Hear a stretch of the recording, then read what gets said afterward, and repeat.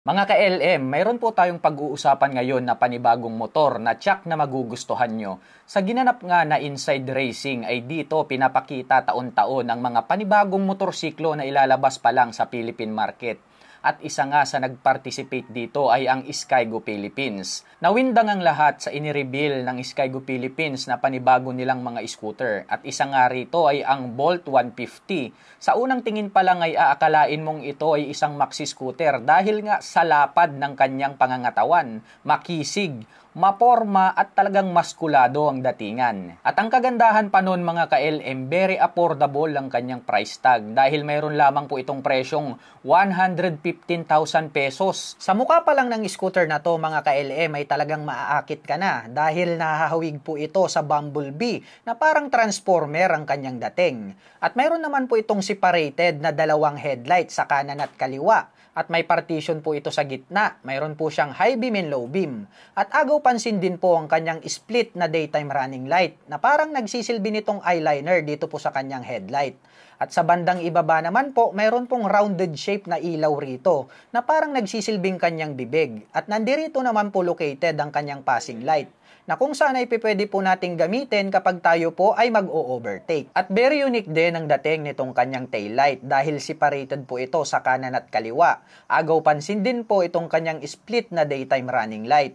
At ang kagandahan nito, included na rin po dito yung kanyang turn signals. At sa bandang gitna naman, mayroon po ritong added reflector lights. At sharp din po ang edges nitong kanyang pairings dito sa harapan. At dito po sa gitna ay may nakalagay po rito na Skygo logo. At mayroon po itong two-tone color combination na metallic silver at matte black. At dito po sa bandang ibaba, nandirito naman po itong kanyang turn signals na malapad. LED na rin po ang kanyang ginagamit para po sa lahat ng kanyang lighting system. At pagdating naman po sa kanyang ignition, ito po ay equipped with the smart keyless system. Imagine mga ka-LM, sumasabay na po talaga si Skygo sa mga modern features nowadays. At hindi na po sila nagpapahuli pagdating sa innovation. At ang kagandahan pa nito ay included na rin po dito yung kanyang fuel and set opener. At mayroon naman po itong oversized na visor na kung saan ay nahahawig po talaga sa mga maxi scooter dahil napakataas po ng kanyang position. Smoke type naman po yung color nitong kanyang stock na visor. At pagdating naman po sa kanyang safety features, ito po ay equipped with side stand engine cut-off switch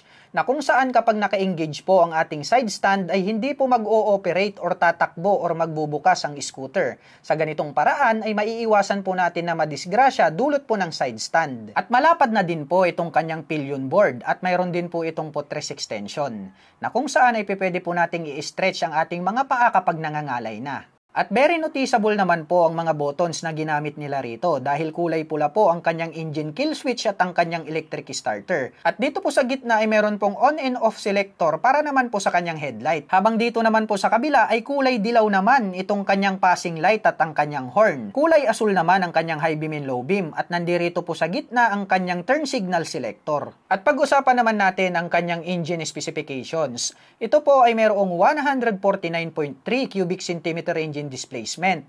Naka single cylinder, single overhead cam, 4-stroke with 2 valve. At ito po ay equipped with AFI. Asahan natin mga ka-LM, matipid din po talaga ito pagdating sa pagkonsumo sa gasolina.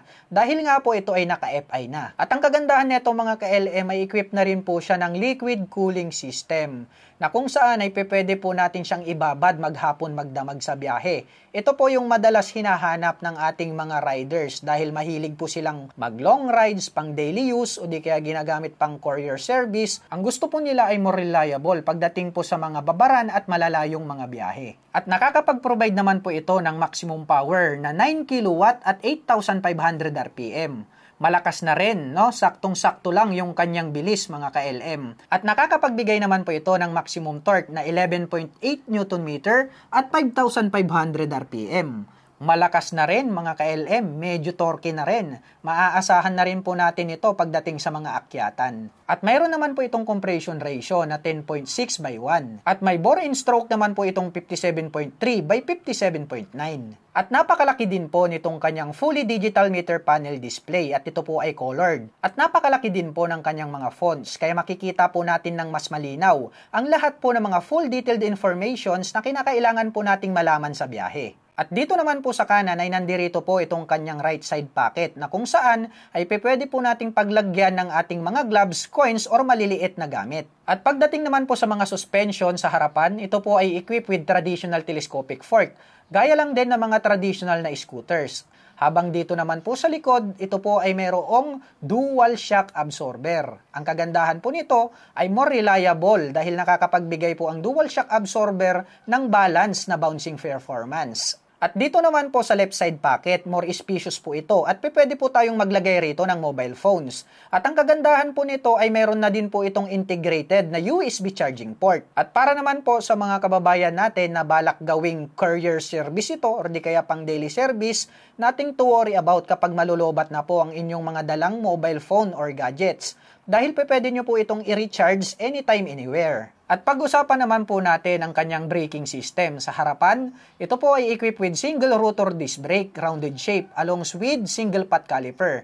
Habang dito naman po sa likuran ay mayroon po itong single rotor disc brake with 2-pot caliper. Ang kagandahan nito mga ka-LM, hindi po siya katulad ng mga ibang scooter na nilalabas nila nowadays. Modern na yung mga design, pero yung kanilang mga braking system is still naka-drum brake pa rin. Kaya very impressive po itong kanilang Volt 150. Impressive din ang kanyang upuan mga ka-LM, napakalapad, nahahawig din sa mga maxi scooter, makapal, at malambot din kaya very comfortable sakyan. Yung kanyang stitches maganda rin, yung pagkakatahe more durable. At medyo malapad at malawak din itong kanyang underseat compartment. Medyo mababaw nga lang.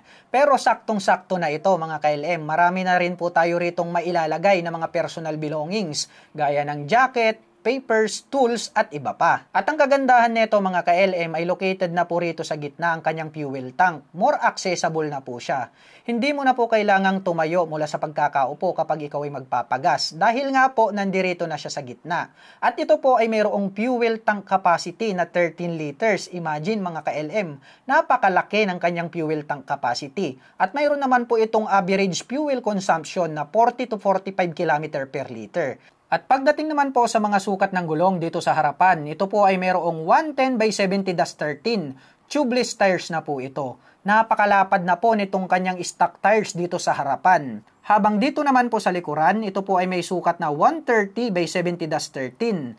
Napakalapad po ng kanyang mga stock tires. Ang advantage naman yan kapag malapad yung inyong mga gulong, nakakapagbigay po yan ng added stability in any road condition. Ang tanong mga ka-LM, nagustuhan nyo ba ang pinakabagong scooter na ilalabas ng Skygo Philippines this year? Kung oo ang inyong sagot ay mag-ipon-ipon na kayo dahil malapit na po itong lumapag sa Philippine market. At magiging available na po ito soon sa lahat po ng mga Skygo branch nationwide, sa Luzon, Visayas at Mindanao. At kung interesado ka naman sa lahat ng mga motorcycle updates dito sa Philippines, ay huwag mong kalimutang mag-subscribe sa ating YouTube channel at i-follow itong ating Facebook page para lagi kang maging updated anytime po na mag-upload tayo ng mga panibagong mga motorcycle review.